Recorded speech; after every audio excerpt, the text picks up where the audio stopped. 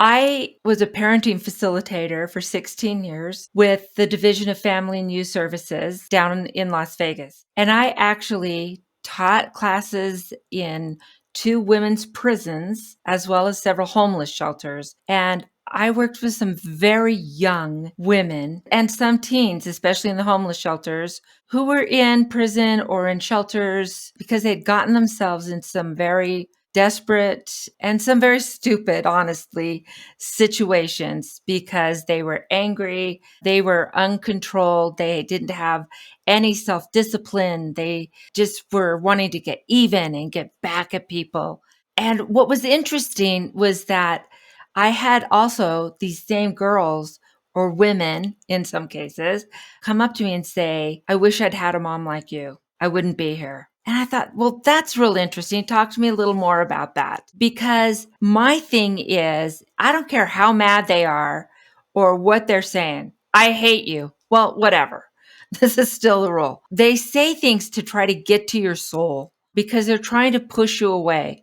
And there's a lot of reasons that they're trying to push you away. You know, we can get into that or not. It doesn't really matter. They're trying to push you away. And so they're saying things that they just want you away from them. When they say things and it doesn't work, that's going to set them back too. Well, whatever. You can hate me. You can't. It doesn't make really any difference of the situation here. So let's sit down and look at what's going on. Okay, whether it's self-harm, whether it's drugs, whether it's pregnancy, all of these things can go on, whether they're even sometimes physically threatening you or even going so far as attacking you, right? First off, you have to keep yourself safe, and I understand that. But once it's all over, pulling away from them is exactly what they want. That's why they did what they did. Also, that's feeding into they've gotten in their mind very often. We set out these blanket statements, but it doesn't fit every kid. You know, we tend to think of this, well, I just need to do this. Well, it depends on the kid. You know, there's no one size fits all, not even in pantyhose. One size does not fit all, you know, it's one size fits one, even within the same family. You've only got this kid, and this kid's brain is working in this way. And their brother or sister may be very different. We're not going to compare. We're not going to say, well, this worked with your brother, Johnny. Well, Johnny's Johnny. And by you saying that, you've just ruined the relationship with Johnny, with whatever it might have been. So let's just talk about Susie and see what's going on in Susie's head, you know? And then make sure that no matter where they are, I don't care where you are. I don't care what you've done. I'm still going to love you. And you may not want to hear that. Pooh, I don't care whether you want to hear it or not. Reality is reality. Today, I love you. Welcome to another episode of Beyond Risk and Back. Thank you, parents, for being here today. Here's the deal. There are parents who should be here, and there are parents who could be here, but you are actually here. That means you are doing the work, and I absolutely applaud you, commend you. Good job. You're doing it. And thank you for doing it. If you do like what you hear on this show, please head on over to Apple iTunes and give us a review, because it really does help us get this help into the parents' hands who really need the help when they do look for a show. So when we are talking to parents about parenting these struggling kids, what better than to hear from not just a professional? And as you know, we've got 300 episodes of professionals here, and I got a professional today, but this professional has 5 children of her own, 12 grandchildren, and 70 nieces and nephews. Listen, DJ is the founder of Little Hearts Academy, USA. She is an early childhood specialist with more than 20 years of teaching experience. And as you heard in the intro, we're talking about teaching moms all over in best case scenario situations and worst case scenario situations. And my questions for DJ are around parents getting their confidence back when they feel like they've failed. When we feel like we've screwed it up, we all miss things. I've missed things, you've missed things, but DJ, I'm sure, has never missed anything in her parenting, and her parenting was perfect. Of course, we've all missed and wished So, when we're in the midst of this missing and wishing, how do we get our confidence back so that we can take our houses and our kids back? Let's talk to DJ Stutz. DJ, thank you for coming on to Beyond Risk and Back. I appreciate you so much. And right out of the gate, I'm like, oh, yeah, she's got our info. So, welcome to the show. Thank you. I'm really happy to be here. Let's jump back to these women in prison. I can only imagine that parents, men and women who are in prison with their kids on the outside, spend a lot of time in a failure spin where, I screwed up. Here I am. I'm not even involved anymore. I can talk to them on the phone and see them only at the whim of the warden. How do you even start the conversation with these parents of it's going to be okay when they have all the evidence that says you couldn't have screwed this up worse? One of the things that we really talked about, so there were two women's prisons that I worked with. So there was one that was right in Las Vegas over on Lamb Boulevard. And this was for women who were going to be in for the long haul. We're talking about 10, 20 years, right? And then there was another prison that was more out toward the California border, and they called it the camp. And that was for women who were going to be released within 18 months. Really, some of them, they were only coming in and taking this class because they could get extra time off for taking the class. And so it was just kind of interesting working with the two groups. So when I was working with the group that were over on Lamb, I'll just call it on Lamb, they're the ones that were in for the long haul. It was a whole different set of mind. So some of them, they could have phone calls. Some of them, they would get to see their kids monthly for maybe 2 hours, maybe. Some of them, their kids were in other states. So they had been transferred from another prison for whatever reason. They could write letters, have phone calls, but they weren't going to see their kids. Some of them had given birth in prison, and then their children were taken from them. And if they were lucky, they would have family members or a spouse or a baby daddy that would take the child. But most of them, quite honestly, went into foster care straight from birth. And so there were a lot of issues there. And we had to talk about, what is best for you to say in these letters? What is the best behavior when the kids are there? What is the best things to say in the phone calls? Because some of them would say on the phone when they're talking to their teenagers, that's not your mom. That's a foster dad.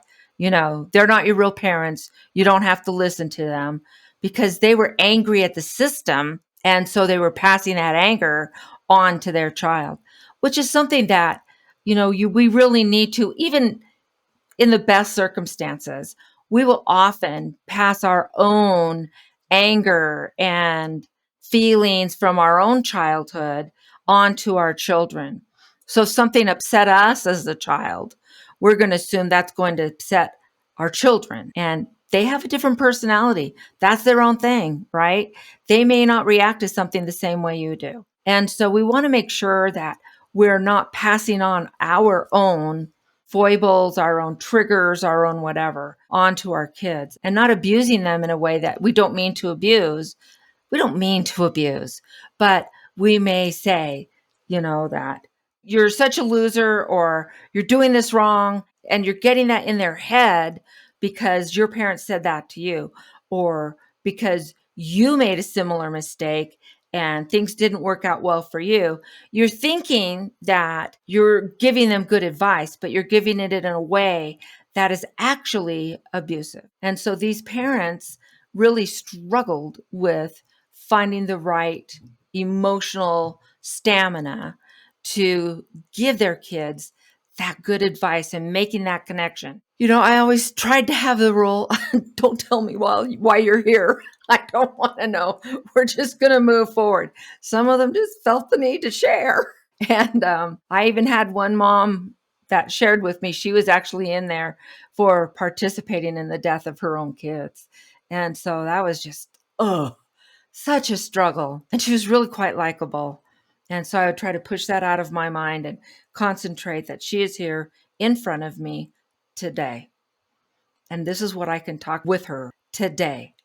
Sometimes when our kids have really gone off a deep end and done something really horrible, and we're really struggling with that, you have to kind of take on that same attitude that, okay, let's not think about what's happened yesterday or this morning or whatever. You are here and you are in front of me right now in this moment. And I need to deal with who you are right now in this moment. And so if you are defiant and angry and whatever, perhaps you're really scared. And perhaps you're feeling very angry with yourself for being an idiot. They know they're an idiot when they've done stuff like that, right? We don't need to remind them. But what we need to do is just let them voice, let them go on and on and on and on and talk and talk and talk and talk until they've said all they have to say. And it could take hours. It could take a long time. Hey, folks, I want to share with you a product I've been trying out lately. It's called Magic Mind. It's a natural nootropic drink that helps with focus. I've been trying it alongside my morning coffee. It has cut down on my caffeine consumption, and I really do stay more focused and get a lot more done during the day. So if you're looking for a new drink to try out, I would recommend it. It's extremely healthy. It's filled with all the kinds of stuff you want, you and your kids. It's also available at Sprouts. Check it out. Get it on Amazon. It's an amazing product. And big thanks to Magic Mind for being our first sponsor. You're talking about something, in the moment, they've done something really stupid. They failed a test they could have easily passed. They made a risky decision that they could have easily avoided. The fallout is taking place. The repercussions are coming down the pipe. And you're standing there looking at this love of your life who's rolling their eyes and texting, and we're supposed to be the adults in the room and have these moments of enlightenment and illumination while the kid doesn't care. How do we hold on to understanding, compassion, and even just being quiet when they're going on and on about how the teacher hates kids and everybody else failed and everybody does it and the same old song and dance we've heard and many of us used to say. How, as parents, do we hold on to our best selves when the worst self is trying to kick down the door and throttle this kid? Right. You don't want to be part of that group. You don't want to be part of the group that's kicking down the door, just ruining this kid and his just will to live. It's that will to live that's going on with them. I mean, think of all of the self-harm and suicidal ideations that are going on in the world right now with these kids. And we're seeing an uptick. And they say uptick. What a stupid word that is. It's not an uptick. It's like a trampoline jump, how 3 stories high in some of these aggressive and violent ideations that are going on with them. Why is that happening with our kids? And it doesn't mean that you were a bad parent. It means maybe you've dropped the ball sometimes. So my podcast is called Imperfect Heroes. And it's about parents because there's never been a perfect parent, never in the history of the world. Mary and Joseph were humans. And if you look at the list of boys they had, I'm sure they had rotten days, but we all try. And so we need to stop and we need to think and breathe. And even if we're not fully listening to them at that moment, because we're trying to get control of ourselves, right? And so breathe. Okay, I can handle this. I'm the grown up here. I am peaceful. I am calm. I am kind. You're telling yourself all these things in your head so that you can respond. Maybe you don't even need to respond.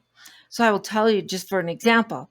While I was teaching, I had a dad that was beyond furious about something that had happened with his son. Another boy had been aggressive with his son. and he wanted to know what was going to happen to this other kid. Well, you have privacy issues, and the school can't legally say, well, we did this, this, and this. And so he was so angry and so aggressive that he had our assistant principal absolutely in tears. This was a tough woman. I've never seen her in tears. Like, she was tough. He just reamed her a new one, came into my classroom, and started reaming on me. I didn't say a word. I just let him go. I just let him go. Now, we'd have previous, and I developed a relationship with him ahead of time so that he knew that I cared about his son, right? And we joked around and stuff in previous engagements. And I just let him go. I never interrupted him. I shook my head a couple times, you know, and let him just go on and on and on. And finally, he just stopped talking. And he said, well, so what do you think? And I said, well, here's the deal. Let's turn it around. So if it was your son that had gotten in trouble, and your son has been in trouble, would you want me going around and telling everybody what happened to your son? Because trust me, word gets around. Or would you want me to keep his privacy and that? And he goes, you could just see him. He stopped for a minute and he was thinking, and then the light bulb hit and he was like, oh. And so I said, we're respecting this boy in the way that I would respect your son in keeping things quiet. And he said, I get it now. I understand. And he left. And the assistant principal came in and she said, oh, did Mr. So-and-so come in? And I said, oh, yeah, he was here. And oh, gosh. And she was still shaking from the whole thing, still shaking. And so I told her what happened. And she just looked at me. And she said, how do you do that? And I said, well, I know you care. I mean, it's just sometimes people just need to be heard. Sometimes they just need to be heard. Now let's translate that to our kids. I hate you. All right, keep going. You know, like, don't react to it. Oh, how could you say that to me? You stretched my body out. I worked hard on you. All those things that we can say, you know, I buy your food. I buy your clothes. I do all of this. And none of that matters to them in that moment. None of it matters to them in that moment. You have an iPad and you have iWatch and you've got the headphone, the AirPod Pros, whatever it is. And none of that matters to them right then. None of it. And we try to make it matter by then threatening to take it away or taking it away. These things we've bought them, these things that we're trying to hope matters enough that they'll change their tune. But what you're saying is they're screaming and yelling at us, I hate you. You never do anything for me. The other parents let their kids smoke pot in the house. Why did you search my room? Blah, blah, blah. And you're saying, just let them go on. And you even gestured at one point, okay, keep going. Like, are you saying that they're going to run out at some point? They're just going to run out of things to say? Or is that also not the point? You're just letting them vent? Let them vent. It may take hours for them to run out of things to say. It may take days, honestly. They have been saving it up, maybe. I don't know. Letting them feel heard. We feel like we want to shout back and give them evidence of why they're wrong. Well, yeah, we're feeling defensive. We're being yelled at by some 13, 16-year-old who knows nothing about anything. And they think they know it all. They think they know it all. And it's wearing on our confidence. Like, we can't help but let some of the crap they're spewing in and wonder, is it true? And I'm in full agreement with you.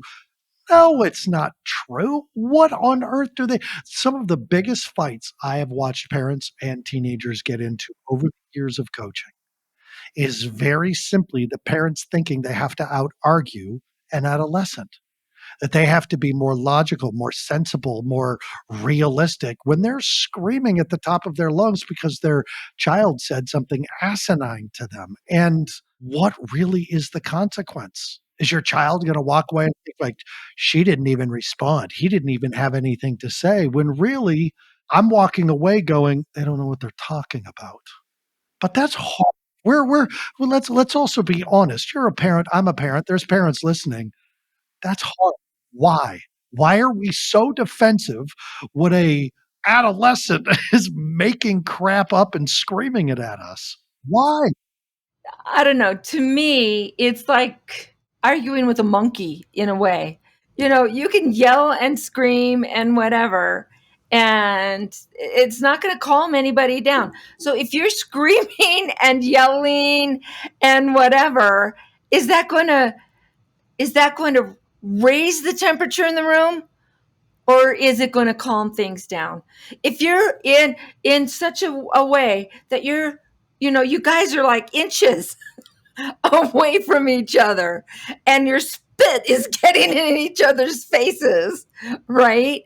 And you can feel your blood pressure going up. Your every muscle in your body is so tense and just so like wired, and you're doing everything you can to just like keep yourself from ripping the tongue right out of their mouths, right?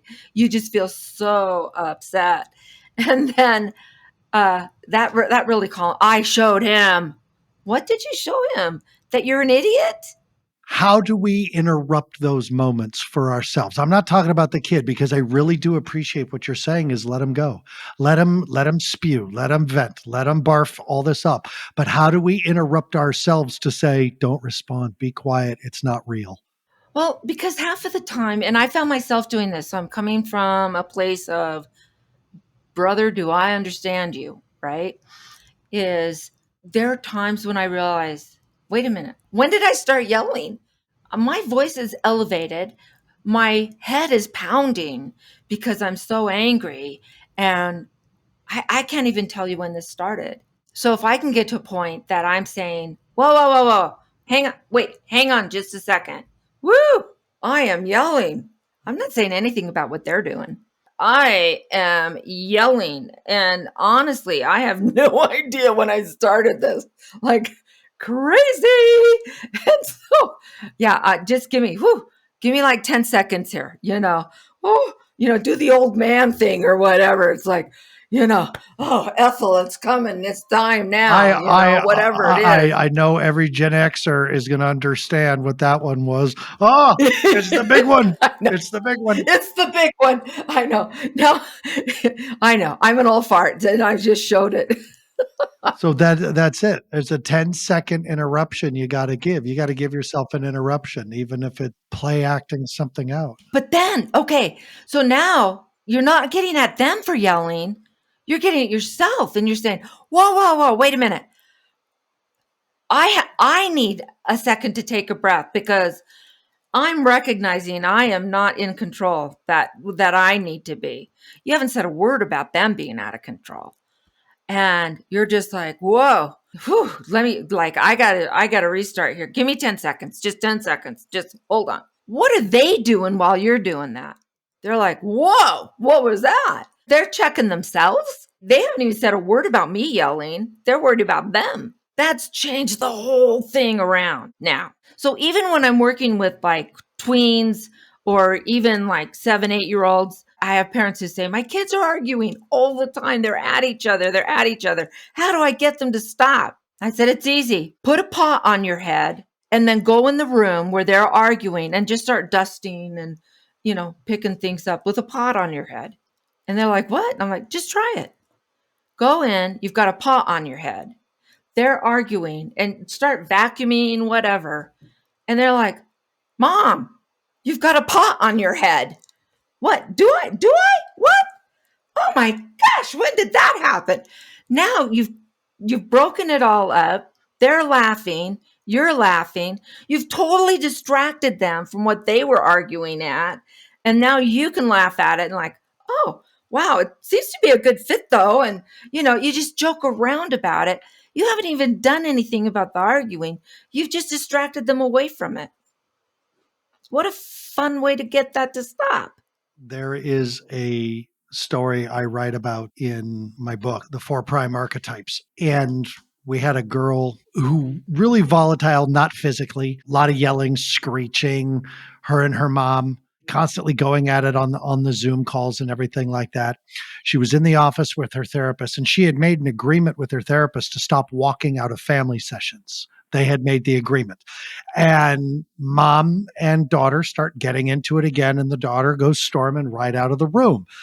And she comes into the main room where a lot of the other kids are doing a group therapy session or hanging out, reading, stuff like that in the main room. And she sits in the corner very dramatically and faces the corner and huffs, crosses her arms and corner of her eye, making sure people are watching her not be involved in anything. And the therapist came storming out of the office at the top of her lungs saying, "You promised you wouldn't leave during a family session." But the therapist was wearing a pink tutu this time, full tilt pink tutu. And the girl turned around ready for the fight and looked at the therapist. And the therapist is standing there with her hands on her hips looking at pink tutu. And the girl just was like, "Oh my God, you look ridiculous." And they laughed, and the therapist got down on her level and said, "Are you doing okay?" "No, I'm not. I'm sorry I broke my word." "Well, come on back in. Your mom's still on the phone. Let's finish up." And she did. And it was over like that because there was an interruption intervention. And I love what you're saying, but and what you said before is so important. If you try to pull the interruption intervention on your kids first, it's not going to work. You got to pull it on yourself first. You have to step out of the moment. I had a great someone say to me the other day, if your child's going to act like a 2-year-old, you at least have to be a 5-year-old. And I was like, that's it. Like you have to interrupt yourself first. Yeah. My mom even tells a story now. Maybe I was too young to remember it, but I guess I was like 2 or 3 years old. And I was throwing, a 2 or 3 year old tantrum as children that age will do. And my mom, something clicked in her and she got down on the floor next to me and just started kicking and pounding the floor and crying with me. And I stopped what I was doing and just looked at her like, "What are you doing?" And she's like, "No, we're having fun. Come on, let's do it together." My tantrums totally stopped, but she was like, "No, we're having fun. Why are you stopping?" And the funny thing is that a lot of things, they change, but a lot of these things where that interruption of mind, that silliness, being able to laugh together, and I please can help. It depends on how far deep they are, how, upset, whatever. But really, they're people, we're people. How do we feel? Like in a marriage, if I feel my husband isn't listening to me and is just kind of writing me off, whatever, right? How do I feel? How do you feel when you feel like your wife or your kids or your boss or a coworker isn't even listening to you? They're feeling the same thing. They're feeling the same thing. So relate that to you. And then imagine they're hormonal. They are like goo, right?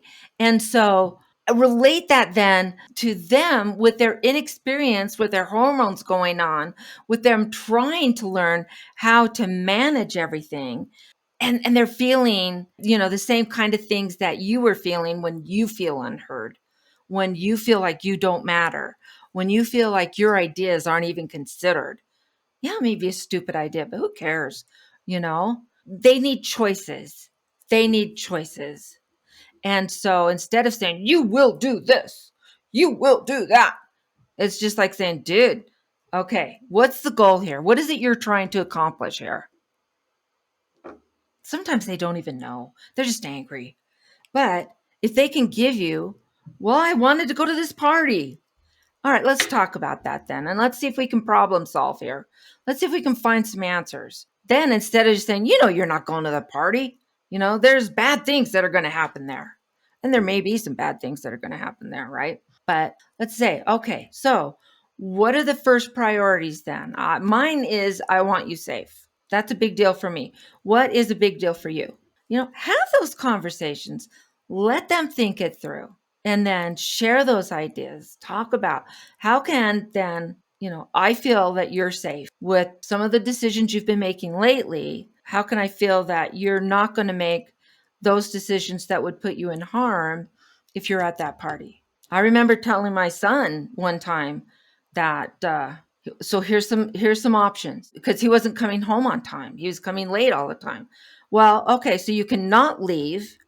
You can stay home, because then I'll guarantee you'll be home on time because you haven't ever left. That's one choice. I could go with you and I'll guarantee you'll get home on time. He thought I was joking. He was wrong. And he's like, yeah, right. So you'll come with me, huh? I'm like, oh yeah, I'd love to. He didn't think I would do it. I did it. Now his friends loved it because I was buying popcorn, because we're just going to a movie. Oh, okay. I'd love to go to a movie with you guys. What's your mom doing here? Oh, she thinks she's being smart. DJ, as parents want to follow up with you, learn more about you and your company, where do they find you? Where are we going to send them? It's real easy to find me at www.littleheartsacademyusa.com. You can always just email me. It's DJ Stutz, STUTZ, at littleheartsacademyusa.com. And I'd love to talk to anybody who would just like to try and figure things out. I don't come with set answers. We problem solve and work it out. We talked in this episode essentially about emotional leverage. And it's pretty common for parents to think that what we did when our kids were younger, which is use emotional leverage, right? Clean your room, or I'll get mad, be good at school, or I'll be disappointed. That's natural little kid parenting, because it's easy. Let's just be honest. It's easy to do it that way. What did you do? Where? And so we've been talking, parents, about emotional leverage. When your kids become teenagers, that leverage is gone. And they have emotions that are way bigger, out of control, and crazier. And we are left with the only option to attempt to escalate past our teenagers' emotional leverage. What DJ was telling us, what programs like Love and Logic, what my parenting course, what DJ teaches, is somewhere in there. The logic in Love and Logic shows up, or the wizard parent in my archetypal parenting style shows up. And logic steps in and says, okay, we are not going to win on the teenager's battleground, because the teenager's battleground is chaos, illogic, insanity, hormonal mess. So what are we going to do here now, while this screaming child is attempting to use emotional logic to sway our situation? That's what this episode was about. And let's be honest, what you do in each and every moment and each and every time might be different. As long as you are evaluating the results of the different things you try, you'll find the thing that works with your teenager. I want to thank Deepen Productions for making this episode sound so amazing. I want to thank our sponsor for believing in us and believing in our parents, and wanting to share their amazing products with our parents. And parents, I want to thank you for making this show as big as it is, and for sharing it with friends and family who are struggling with their kiddos. And remember, as always, take care of yourselves first, your adult relationships second, and your children third. That's how we do our best work with our children. I'll see you next week on Beyond Risk and Back.